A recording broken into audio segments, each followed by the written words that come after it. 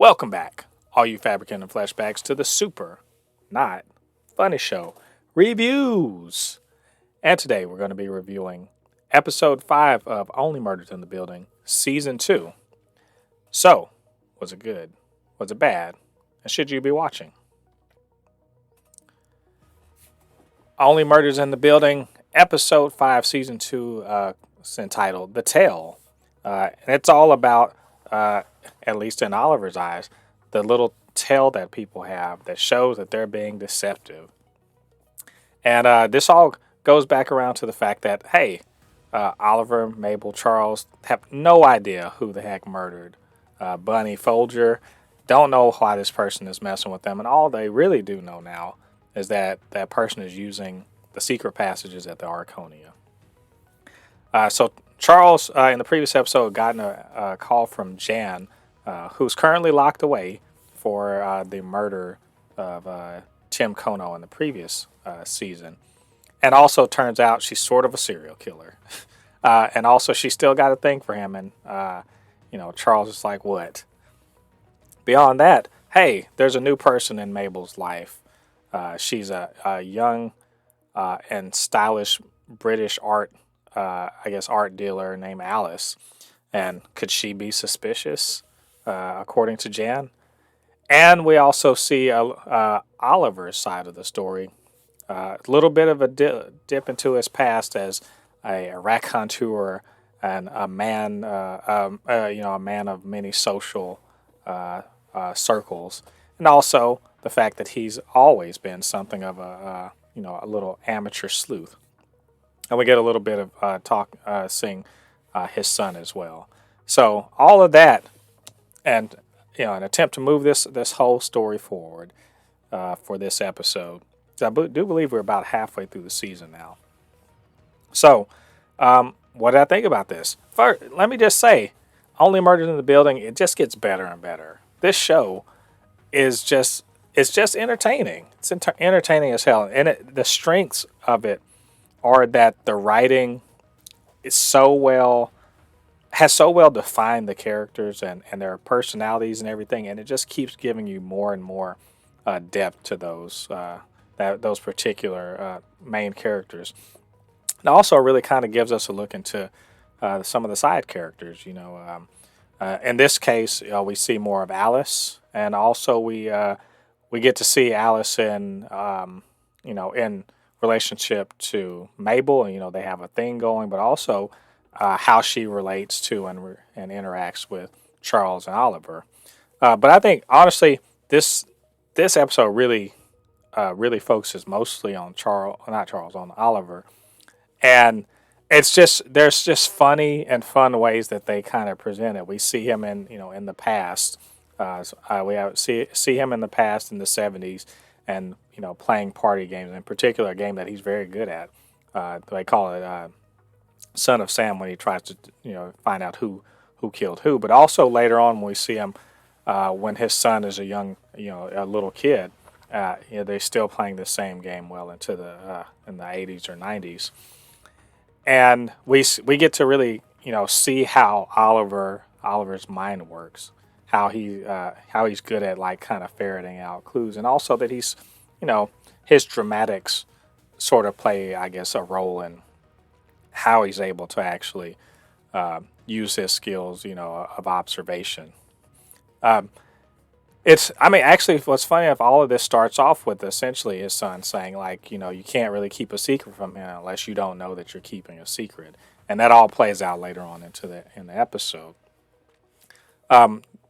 Charles goes and visits with Jan, and the spark is still there. Hey, and it's interesting that that's true. Charles is, let's just say he's a bit lonely, aside from, his friendship with Oliver and Mabel and their podcast. And there was a spark there, and getting himself to admit that, towards the end of the episode was really, I feel like it was cathartic. But also, Jan is just she's just so delightfully, kind of nutty in her way of, just saying, oh, we can still be together, even though she's clearly never getting out of prison. But also the fact that she sort of serves the Hannibal Lecter role in this particular episode, and sort of pointing out not just that not just that the trio are sort of stumped, but that she has some insight as to someone who might be killing and why they're doing it.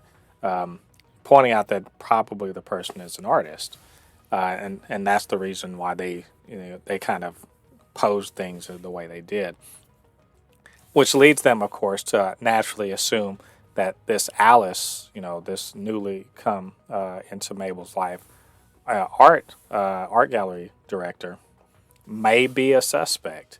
Which, I mean, obviously, this season really has been kind of a tale of pointing the finger at the wrong person and continuously, finding a reason why they're not it. And in this particular episode, it all comes down to needing to have a big shindig, an art shindig for the collective, and having it at Mabel's place, which seems to be a great opportunity for Oliver to do his magic thing, try to figure out who is who. And it all culminates in what I thought was a very fun and very a very enlightening sort of scene of where everyone all of a sudden has on stuff from the 70s, and it's all very stylish and fun looking, and that terrible wig that Martin Short was wearing.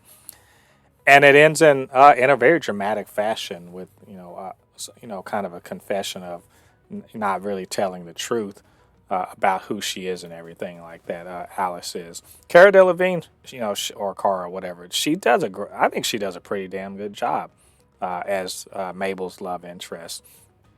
And I do believe, I buy and believe their relationship, and also who she is as a person, and and also that Oliver could get things wrong because maybe he has a blind spot here or there, and that sort of foreshadows something else, that kind of the B plot, the secret that is being held that Oliver never discovered, and that is the paternity of his son, who is a grown man that has his own kid, and they're directing a school play and everything, but because of an ancestry thing that his kid's doing at school, it turns out that the secret was that Teddy Demas is in fact his son's father and not him. So there's that going on, and Oliver sort of finding out at the end.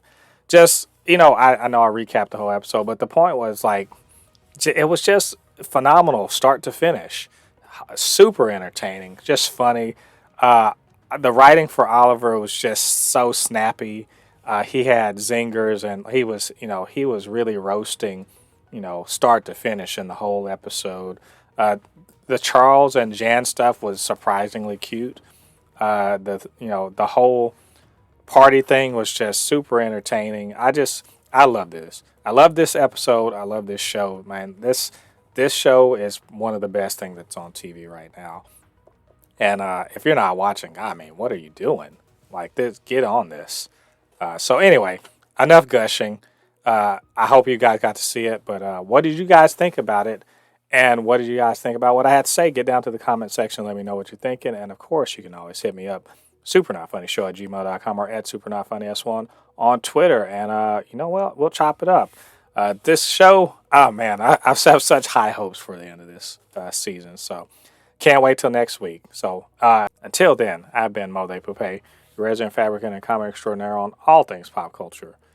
And I'll see you guys on the other side of the thread. Peace.